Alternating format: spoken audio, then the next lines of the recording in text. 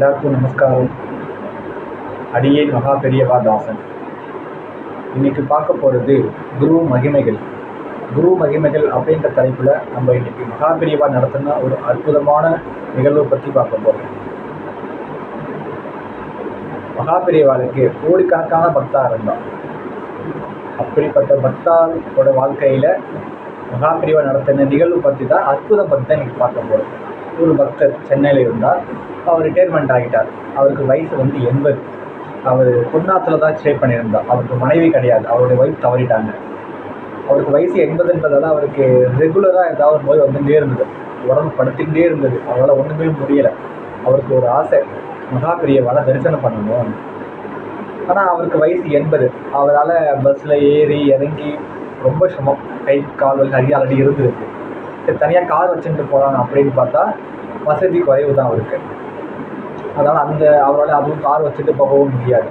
தினமும் மனசில் மட்டும்தான் மகாபெரியவா நினச்சி தியானம் பண்ணிட்டு இருந்தான். ஒரு நாள் யாரோ 2 பேர் அவள் ஆற்று கதவை தட்டிகிட்டு இருந்தான். தொடர்ந்து பார்த்தா நாங்கள் காஞ்சிபுரத்துலேருந்து வரோம், மகாபெரியவா எங்களை அனுப்பிச்சா, உங்களை அழைச்சிட்டு வர சொல்லி, உடனே அழைச்சிட்டு வர சொல்லிட்டு. இவருக்கு ஒன்றும் புரியலை. இது என்ன கனவா இல்லை நினைவான்னு புரியாமல் கட்டின்ற வேஷ்டியோடு ஒரு அங்கவஸ்திரம் எடுத்துட்டு காரில் ஏறி கிளம்பிட்டார். காஞ்சிபுரத்துக்கு போனால் மகாபெரியவா மரத்தில் இல்லை.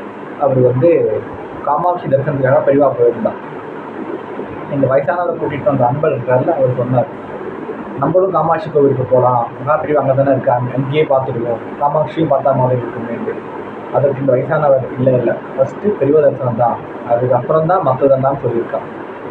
இவர் மடத்துலேயே இருந்துட்டான். கொஞ்சம் நாளைக்கு அடுத்து மகாபெரியவா வந்துட்டான். தரிசனம் முடிச்சுட்டு மடத்துக்கு வந்துட்டா. நிறைய கூட்டம் மடத்தில். ஒன்றே ஒன்றா மகாபெரியவாவுக்கு அச்சத்தை கொடுத்து ஆசீர்வாதம் பண்ணிட்டு இருந்தா. இவருடைய எட்டமும் வந்தது. இவர் மகாபெரியவாளை பார்த்த உடனேயே அவருக்கு உடம்பு நடுங்க ஆரம்பிச்சிச்சு, வேர்த்து கொட்டுது, கண்ணது ஜலமாக வந்துட்டே இருக்கு. இவருக்கு என்ன வாய் பேச முடியல. அவரால் மகாபெரியவாளை ஒரு 2 நிமிஷம் இவர் ஏற இறங்க பார்த்தார். அதுக்கப்புறம் அந்த வயசானவர் மகாபெரியவாவை பார்த்து சாஷ்டாங்க நமஸ்காரம் பண்ணார். ஒரு சிலை மாதிரி ஆகிட்டார். நமஸ்காரம் பண்ணவர் ஒரு சிலை மாதிரி ஆகிட்டார். அவரால் எந்த அசைவுமே இல்லை. சுற்றி இருந்த சிஷ்யாலாம் எந்திரிக்கோ, டைம் 4 ஆகிடுத்து, அடுத்தவா தரிசனம் பண்ணணும்னு சொல்லியிருக்கா. அவர் எந்திரிக்கலை.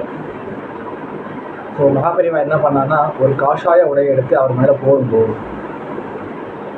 அவருக்கு அடுத்து அங்கே நடந்தது அந்தீம காரியம் நடந்தது. ஆக்சுவலாக அதாவது அவர் சித்தி அடைஞ்சிட்டார். அந்த வயசானவர் சித்தி அடைஞ்சிட்டார்.